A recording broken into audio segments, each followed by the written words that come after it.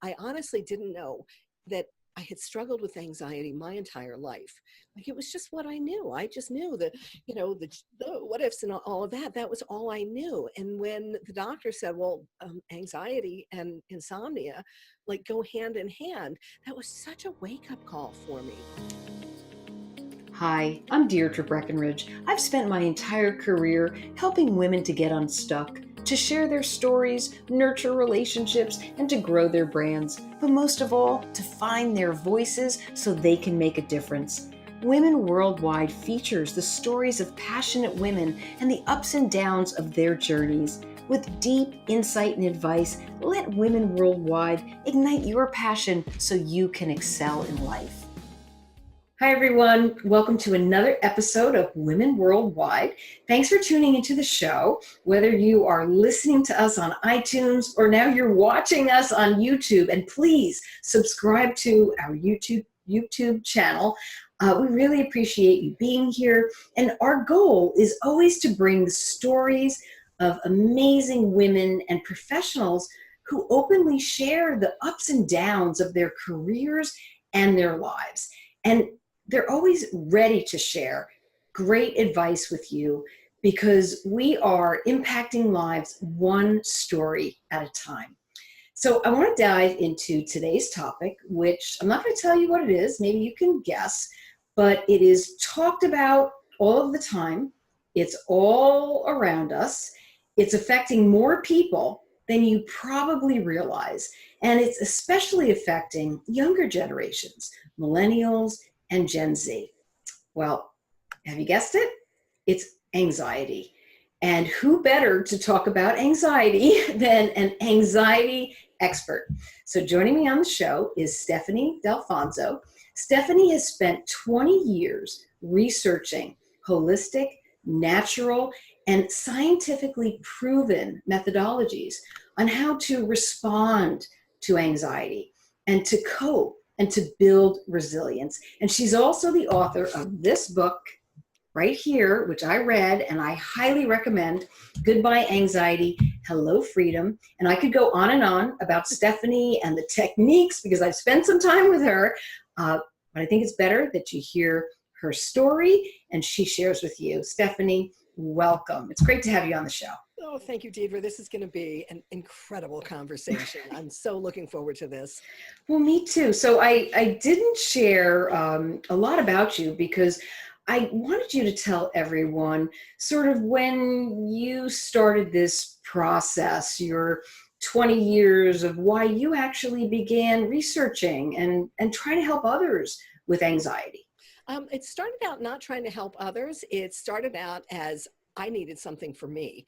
And it's actually been a little over 20 years now. It was as I was ending my first career. I was a celebrity radio DJ, and my last job was doing the morning show.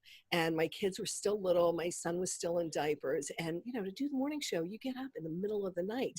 And I developed insomnia, and it was debilitating. Anybody who is watching or listening that has ever experienced insomnia, like you say that word and you see it in their eyes because it's horrendous. So I did what most people do, and I went to the doctor, got a prescription. All right. And it worked for a short time, and then it stopped working. And so then it was, it got even worse. What if I take the pill and it doesn't work? What if it, blah, blah, blah, blah. So I was like, okay, the medication is just a Band-Aid. What is this thing called anxiety? And so this was in the mid-90s. Right. There was no Google. The internet was in its infancy. So I had to be old school doing the research, going to the library and checking out books and magazines and cassette tapes, if you remember them. Yes, I do actually. So I remember 8-track cassette yes. tapes. Yes. So I was researching for my own sanity, right? And I didn't know that at the time, I honestly didn't know that I had struggled with anxiety my entire life. Like it was just what I knew. I just knew that, the what ifs and all of that, that was all I knew. And when the doctor said, well, anxiety and insomnia like go hand in hand, that was such a wake up call for me. So I began researching to find ways that I could manage my emotions where, most people feel like they cannot be in charge of their emotions. like most people are stuck in that survival mode, as I was. And you can master your emotions. You can control them. It's learning new healthy habits. So, I began to find these ways to work for myself. And then we faced a life-threatening illness with my husband. Mm. And now I've given up my radio career. I have two small kids and the very real prospect that I'm going to be a widow. How am I going to support these, myself and my kids? That's So scary. it was terrifying. And I went to coaching school and I learned hypnosis. And let me tell you, on the day I first learned hypnosis, it was like, okay, I know what I'm meant to do. And I went on to have a successful hypnosis practice for 10 years and found that so much of what people were coming to work on with me was rooted in anxiety. Anxiety. Yeah, it's so prevalent. Deirdre, I just saw this thing recently from Gallup polls. They did a study last year of 151,000 people across the world. And unfortunately, Americans are among the most stressed. Oh my goodness. Well, that Yeah, does not surprise me though. I right. feel like there's just a cloud of stress Yeah. over us. So for Americans, again, I don't know how many Americans, but that's a big sample of 151,000 people globally. So they asked people about their emotions from the day before. How were you feeling the day before? Americans, 55% said they felt a lot of stress the day before. 45% said they worried a lot the day before. 22% said they felt a lot of anger. So Did anybody say they were happy the day before? somehow they didn't put that in the Gallup poll that I saw, but I would hope so. I know. But so with these crisis levels, and we're talking about adults, and then, at some point, I'm sure we'll start talking about the kids and teens and young adults because they're experiencing crisis levels as well. And that's where it starts. That's why it's so important to recognize in your own child or in yourself Yeah. what's going on. Well, because as I said, I went through my entire life not knowing that there was another way to live. Right. So as far as like a mother with a young child, I would really say, put your oxygen mask on first, then help your kid, because anxious parents have anxious kids. So, Stephanie, is there something? So, you saw the insomnia. That's what clearly, the light bulb clicked on when there was a tie-in between the insomnia and the anxiety. A parent today, or even anybody listening out there with loved ones and friends around them, what are some of the other signs that you can pick up on to know that someone is especially stressed or experiencing anxiety?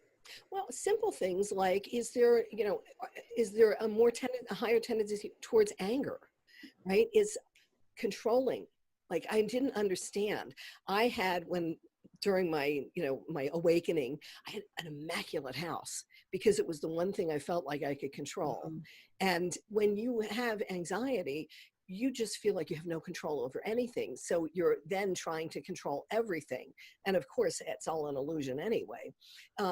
So you want to be looking for the subtle signs. It could be the tendency toward anger. It could be the other extreme where they are, listless and sleeping a lot more or withdrawing. A lot of times people withdraw, I call it the turtle syndrome because we just kind of pull back into our shells, avoiding people, something simple like somebody avoiding going to the self-checkout so they don't have to deal with the cashier. Interesting. Yeah, I mean, Yeah, there's subtle ways. So it's not like, okay, you're having a panic attack. That's pretty apparent that sure. you need to take a look at things. But when you are uh, starting to see different behaviors in a loved one or a friend or a coworker, again, you don't go right into their face and say, hey, I think you've got a serious problem with anxiety, get a grip. You want to be compassionate and, hey, how are you doing? Oh, that's great. Just that how are you Yeah, question might open up to some conversation for somebody to be able to say, oh, I'm feeling more stressed out, or this is what's going on. I think these conversations have to start. I do. I really want to talk about your book because I read it and there were so many different techniques in the book. So I'm hoping that maybe you'll share some of those techniques, the common ones, the less common ones. Well, I have 35 techniques in the book, and I don't know if you noticed, Deirdre, that they're in alphabetical order, and they're in alphabetical order for a reason because you see how thin the book is? Yeah, I It's love it. It's like a quick read, but it's powerful. intentional because simple shifts are what create lasting change. If I wrote a 400-page book and said, "Hey, read this," to help with your anxiety, it's going to cause anxiety, right? That is going to cause anxiety. Yes. So there are 35 different techniques because one size does not fit all. And I want you to just read the first two short chapters, which, give a good setup to, my philosophy. And then just peruse through the table of contents and find crossing the midline. What's that? Simple tennis ball, back and forth, back and forth. Well, you probably don't have a tennis ball. Do you have a water bottle? Back and Of forth. course. Or just use your hands and go crossing the midline, right? Keep doing that, Deirdre, and I'll explain why this works. And you'll notice the calm feeling coming over you. Yeah. It's because we're crossing the midline of the body, activating and balancing both sides of Yeah. the brain. No, It's that's great. right, And you can just be sitting anywhere and right, do that. right. And It's so not like my you have to whole, go and meditate, get a quiet room and turn everything off. That is right. just such a simple technique that you showed us. Right. And so this is something you can weave into, and this is where you have to begin healthy new habits. Anytime that you want to learn something new, learn, a new sport, learn a new musical instrument, you practice and practice and practice. So it's not, okay, do this one time and then you're never going to feel stressed or anxious again. You have to continuously be emptying the stress bucket every single day with these simple techniques. And when I say, okay, you can do this, and in under 30 seconds, you can feel calmer, like, why wouldn't you do that? Exactly. Or, "Ugh, I know. no, I'm not bored and I'm not trying to be rude. It's one of the techniques is to yawn. Now, Literally, it works. It does work because of that one big nerve. yep, the vagus nerve. It's the That's it. largest nerve in the body. It goes from the brain down into your abdomen and encircles all of your internal organs.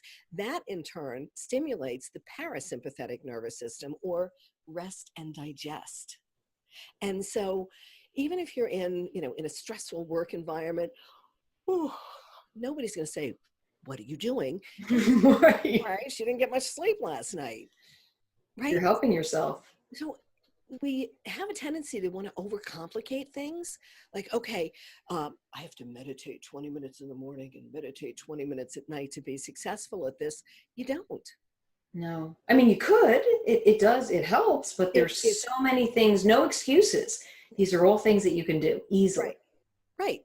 And the excuses, it's because we think that, oh, it has to be this big thing, Mhm.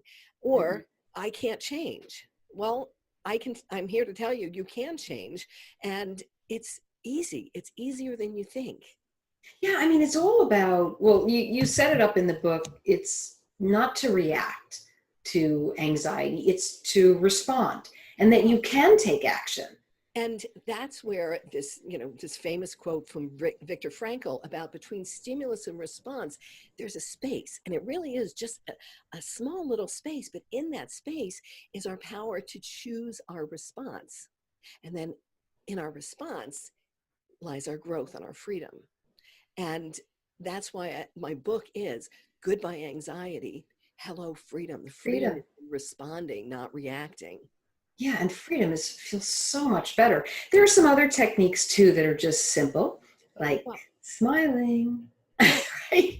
And I know you've been playing with that, and it Yeah. it makes a difference, doesn't it? Yeah, it does. So it Smiling. makes a difference for ourselves, because even if we are having one of those dark, dreary days and we smile, it's that fake it till you make it. Your subconscious mind doesn't know the difference between real and imagined. If I can do a quick little thing with you, Deirdre, to Yeah. to really bring this home. I can't imagine somebody would be watching this and driving. Maybe somebody's driving while they're listening to this. If you're driving, don't do this with us. But if you're not, go ahead and close your eyes if you would. And simply imagine that you and I are in the same room, and I bring out a cutting board and a lemon, although it's not just any old lemon, it's a Costco lemon, so it's like the size of a grapefruit, and a knife. And imagine that yellow lemon, the color, the dimply skin, the little pointy ends of it. And imagine that I start rolling it around on the cutting board, and it starts begin to release the scent. You can maybe imagine a little scent of that lemony goodness. And then imagine that I take a very sharp knife and I slice it right in half. And now it's also spraying some of the juice, and maybe you can imagine feeling some of that juice on your skin, and you can smell it even more now. And now imagine that you reach out and you pick up one of those halves. You bring it up under your nose and smell it. And then imagine you take a big, juicy bite. What happened? Open your eyes. Well, actually, my mouth was watering at one point when you were talking about it, but then it was like, Right. And so we're not even in the same room. There's no lemon, no knife, and yet, but sensory perception, like it was happening. It felt like it was real. Because the subconscious mind doesn't know the difference between real and imagined.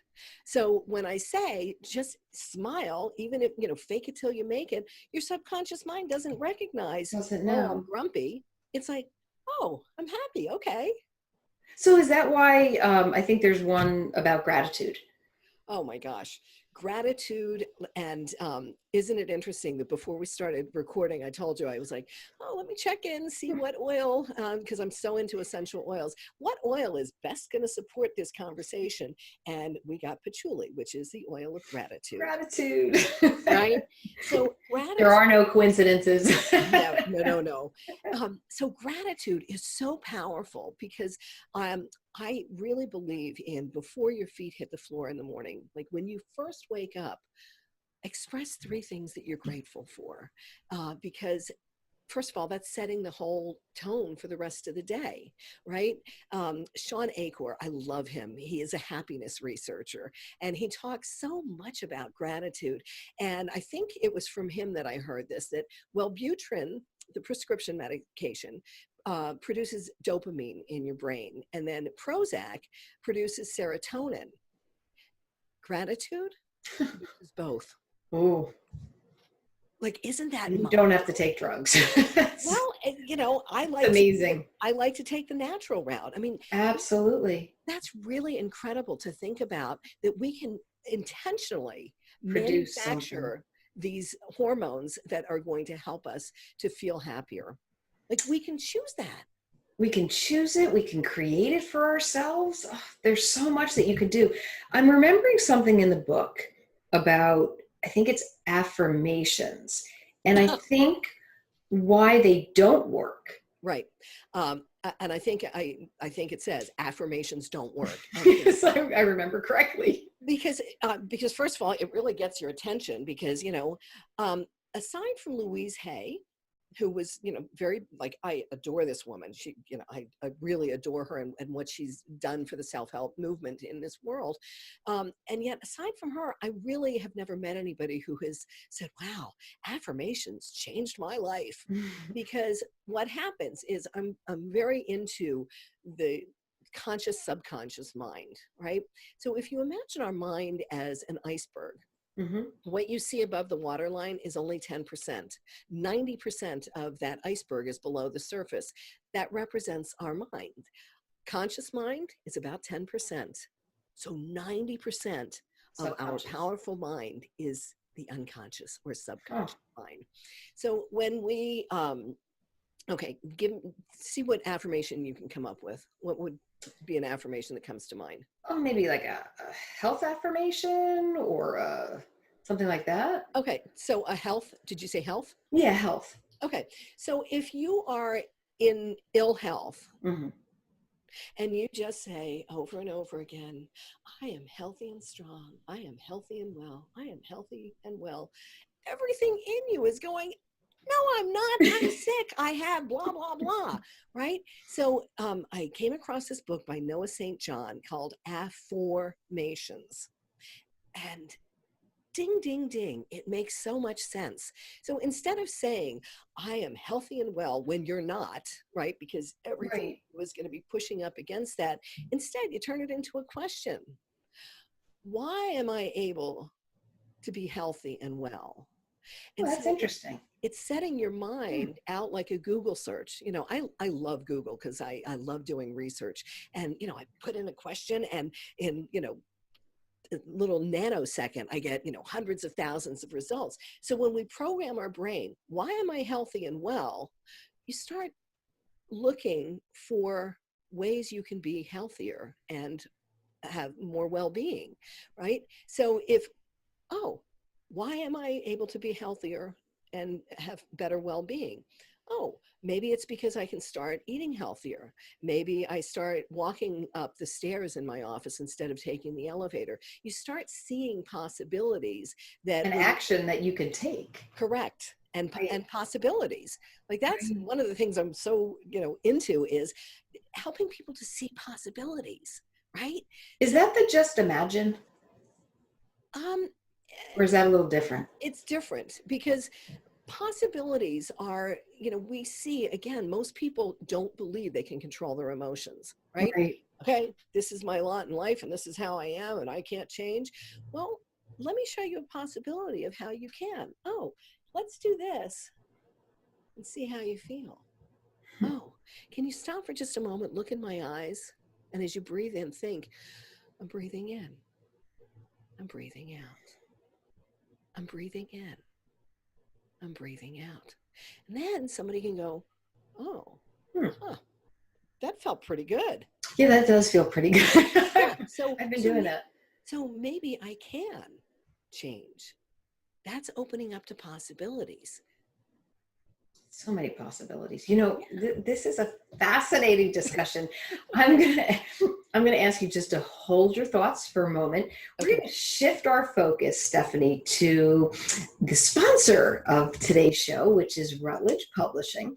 And Routledge is the one of the largest academic publishers of books and journals in the world. And they also happen to be my publisher of this Yay. book right here, Answers for Modern Communicators, A Guide to Effective Business Communication.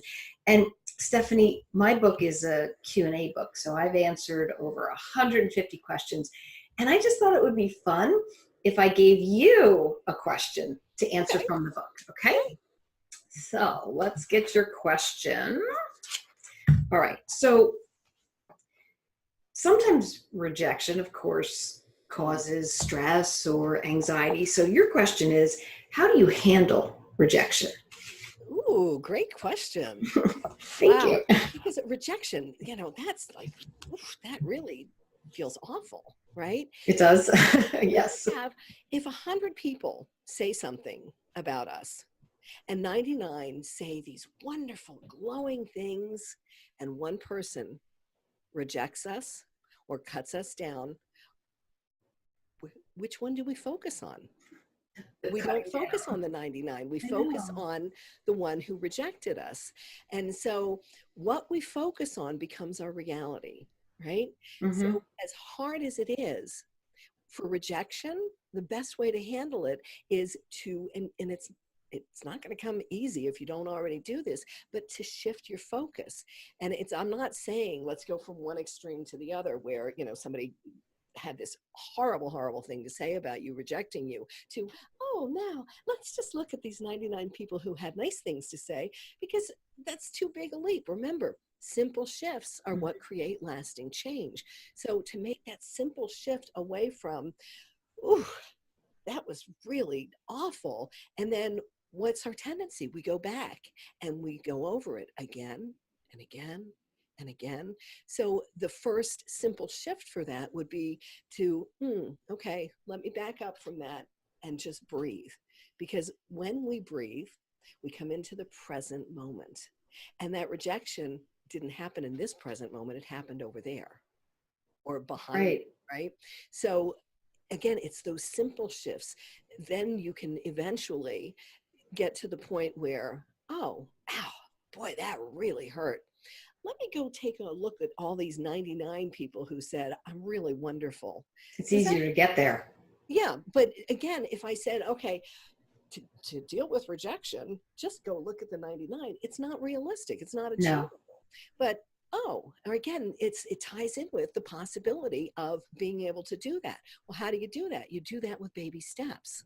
Simple Right. steps. It seems like, staying on the rejection topic, when something like that happens, and you mentioned it goes over and over in our minds, it's almost like you have to break that thought pattern, do something different. If you think differently, it'll cause you to act differently, which will cause that little shift that gets you to somewhere else. Otherwise, you just keep in that same pattern, which is really unhealthy and is harmful to Yes. yourself. So I Yeah. think that's what you were saying. To keep, heaping yourself with rejection over and over and over again. Who would want that? But if you think about that, these habitual patterns, this is what we need to break, is these Right. habitual patterns. And it takes a little effort, right? It's not hard. I will tell you, it is not hard. But if you think about if your car is stuck in the mud or in snow and your tires are just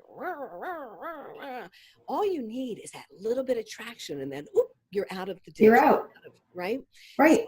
when we are continuously going over and over and over the rejection, whether it's a rejection in business, a rejection in a relationship, a friendship, whatever, um, if we just start making the effort to, oh, in that space, like I mentioned that Viktor Frankl quote before, in that space, you get that split nanosecond to say, oh, I want to choose something different. Because we've all heard that the definition of insanity is doing the same thing over and Over over and again, over again. right? Exactly. Expecting a different result. So for the rejection piece, and that's a really big issue because it's so personal, right? Like Mhm. maybe they're rejecting just an idea that you floated, but it feels like it's this personal attack, right? But so if you just start to choose, oh, I'm going to recognize that's my old pattern and I'm going to do something a little different.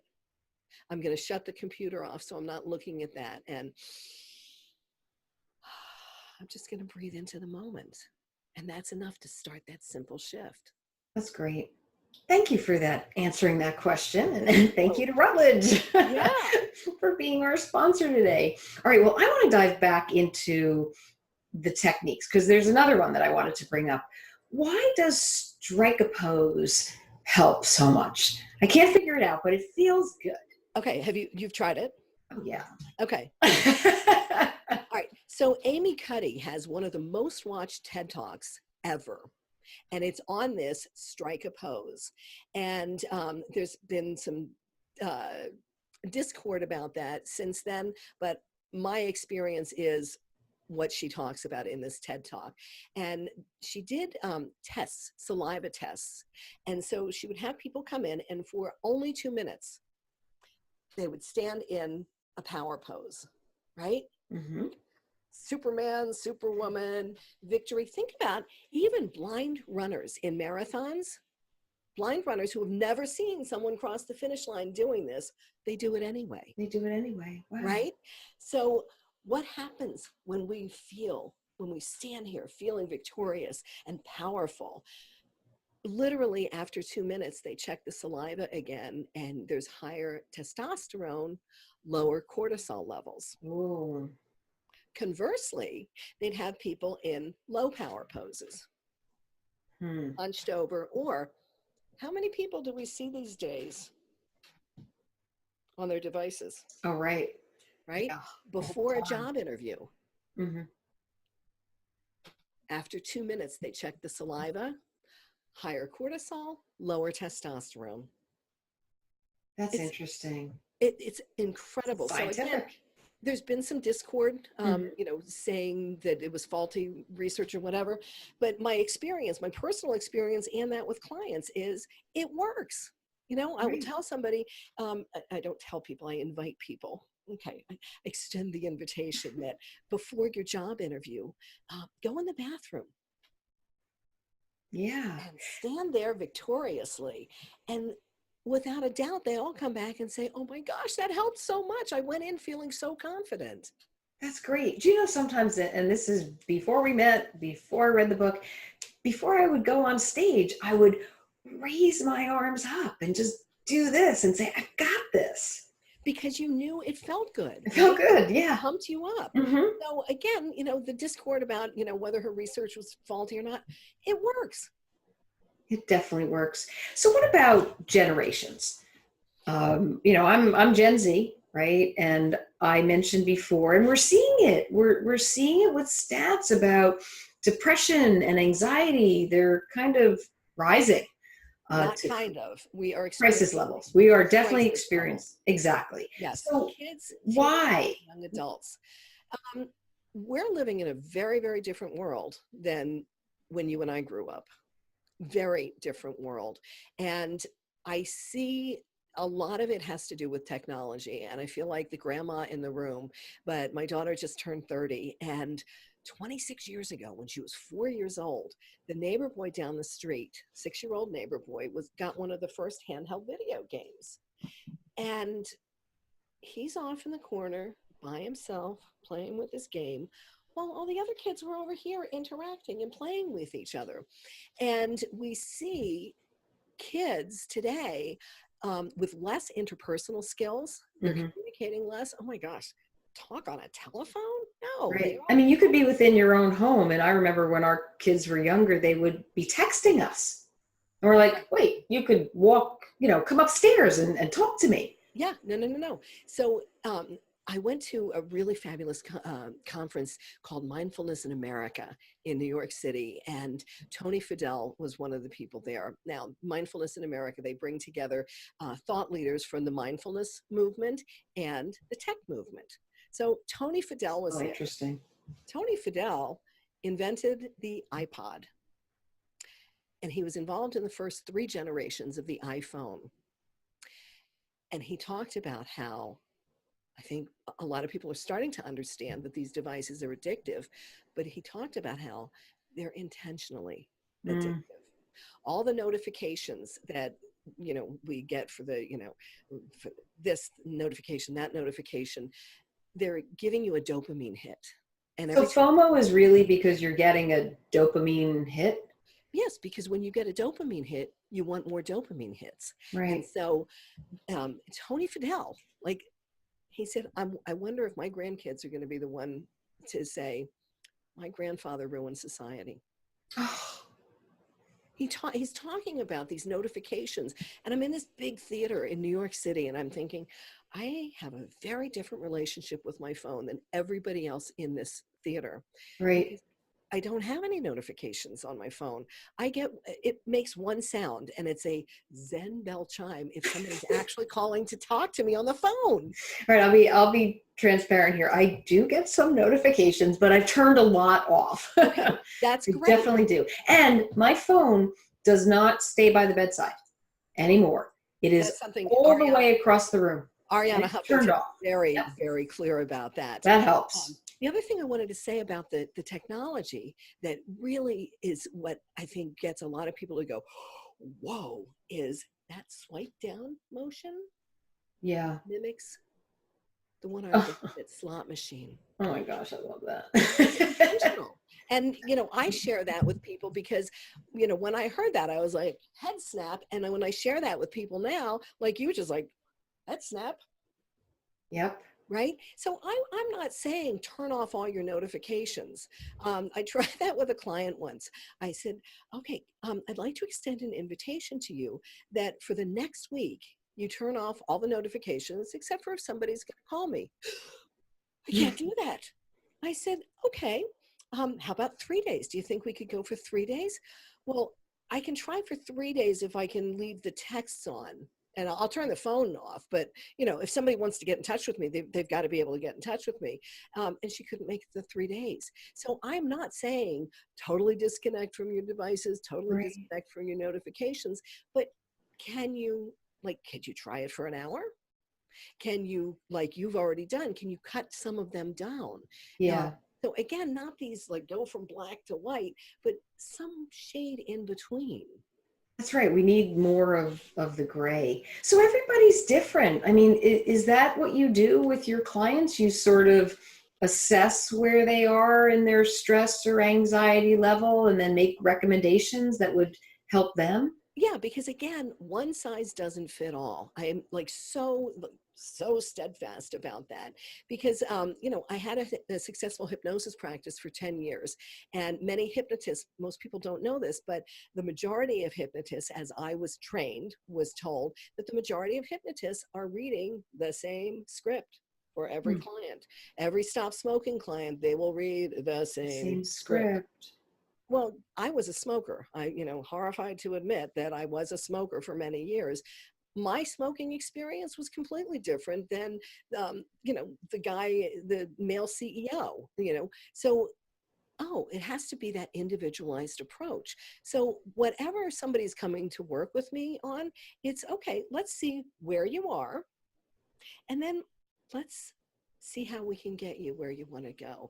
Right. Again, it's not going, okay, go from here to here, because it's not sustainable. But when we start making those simple shifts, this is why I keep coming back to simple shifts are what create lasting change, because they become the new healthy habits. Absolutely. So for yourself through this long journey and what you mentioned about, even the insomnia part or whatever was going on, today, do you have certain techniques, if you don't mind sharing, that you love to use? Like, right away, oh, I better start just imagine, or maybe I'm going to strike a pose. What in your book do Well, you so like to again, do?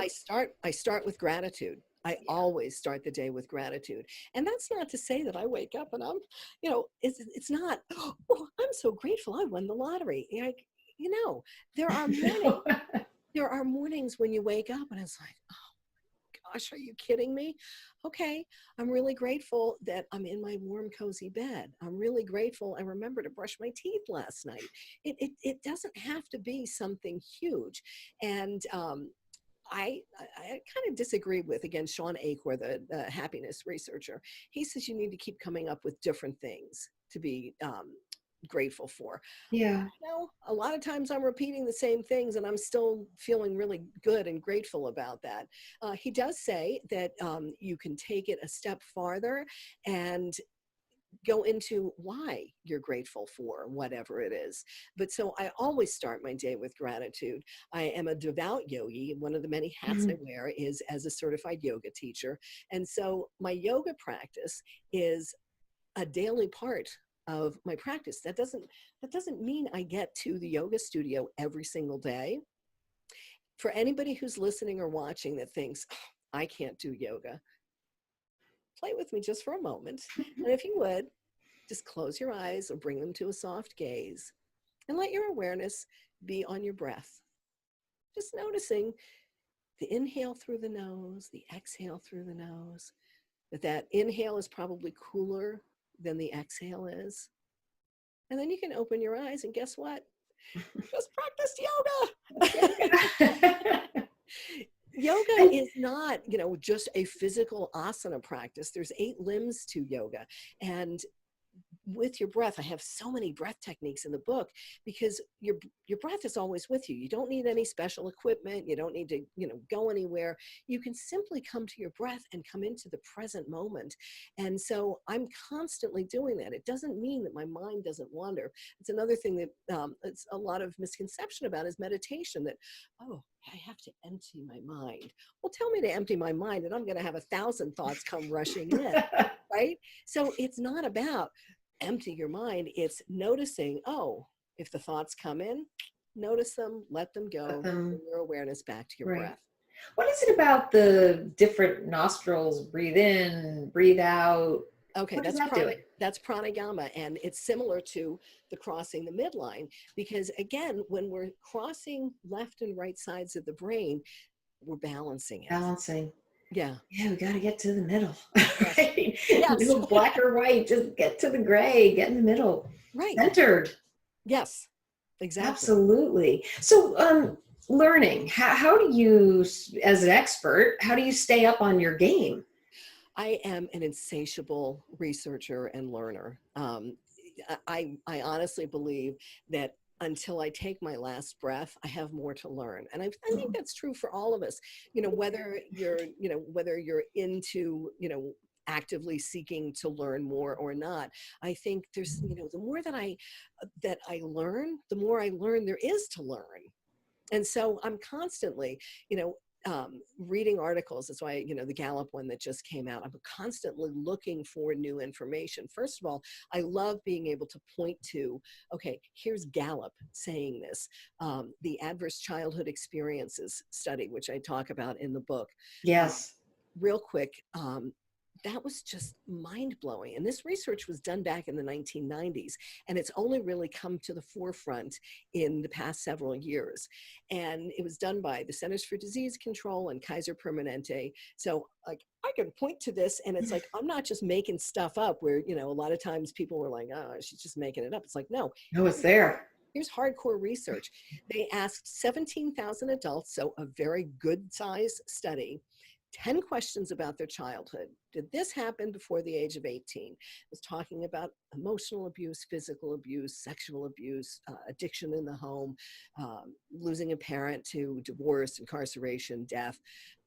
And they found that the higher you score on this, like, I'm an overachiever. I scored pretty high on this thing. And this is not a quiz you want to score high on. No. The higher you score on this, the more likely it is that you will experience physical and emotional dis-ease as adults. Obesity, diabetes, depression, suicide, addiction, on and on and on. Direct correlation. So again, I didn't have a lot of research to point to for many, many years. And so I talk about the Adverse Childhood Experiences study in my book. 3 days before my book published, Oprah was on 60 Minutes talking about adverse childhood experiences. Wow, the timing. Wow. Yeah, because it's again, this was done back in the 90s. Maybe you need to talk to Oprah about this. Well, I would love to. Oprah, I hope you're listening. I'm sure she's listening. Of course. But so anybody who's listening or watching and thinking, what are adverse childhood experiences, you can simply Google ACES, Adverse Childhood Experiences Study. The one from NPR is usually the one that comes up first in the Google ranks. Go through the 10 questions. Take the test. And if you score 4 or more, please get help. Obviously, Yes. I would love you to contact me and I could help you through that. But if not me, find a trusted referral, because there are a lot of people who are very good at what they do. And there are a lot of people who are out there saying they're very good at what they do and they're not.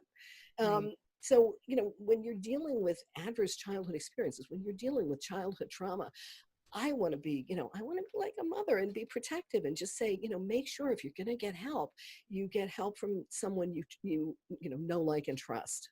Right. So this is not something, if you do score really high, it's not that you can, I hope everybody gets your book, but it's beyond the book. Like Oh, you it's really, book. yes, you really So, need to seek help. so it's, for me, there's really 2 pieces to it. If you just have a little bit of anxiety, if you don't have childhood trauma, although I read, 1 in 7 of us have experienced at least one of these childhood traumas.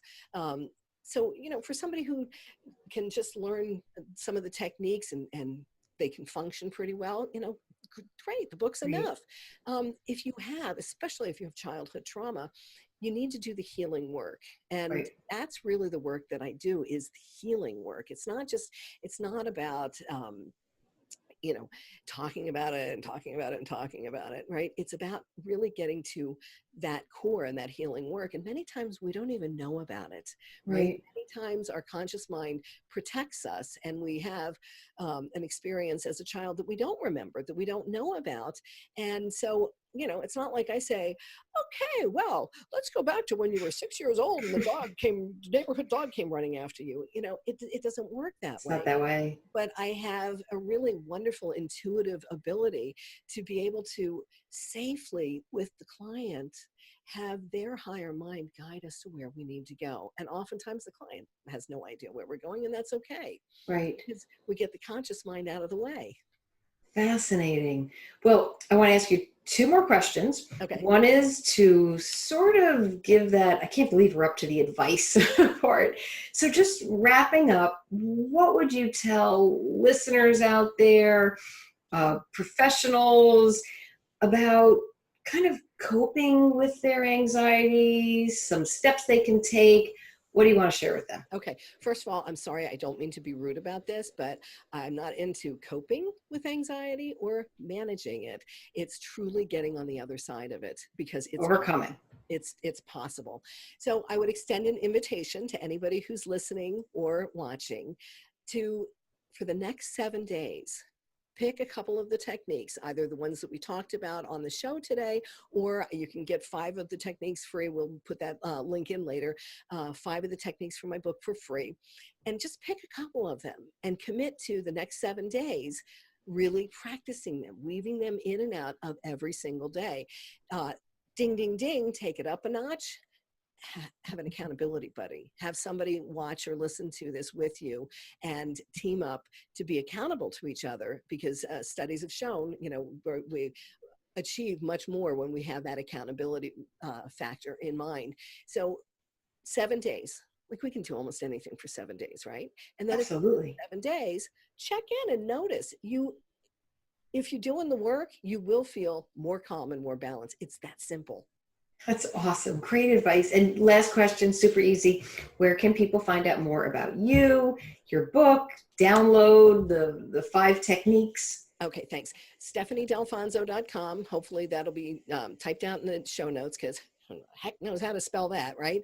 I'm all over social media. And for the techniques, go to the number 5 easyways-to-calm-anxiety.com. And hopefully that'll be in the show notes too. And Absolutely. if you want to buy my book, it's available on Amazon.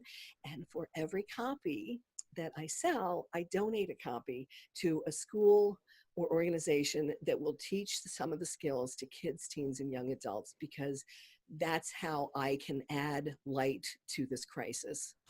That's fantastic. Stephanie, thank you so much for coming on the show, for sharing your techniques, all of your insights, advice. Really, I mean, you've helped me. I'm thinking you're helping listeners out there too. Thank you very much. Thank you. And I want to thank all of you for tuning into Women Worldwide. We appreciate all of the ways that you're sharing the stories of our amazing guests like Stephanie, who come on Women Worldwide. You're amplifying, sharing is caring. We love that. We love your feedback too. So if you will, rate us on iTunes, give us a shout out on Twitter, Facebook, and don't forget to subscribe to YouTube as well. Okay, friends, until our next episode, stay focused, energized, and feeling empowered. Thank you.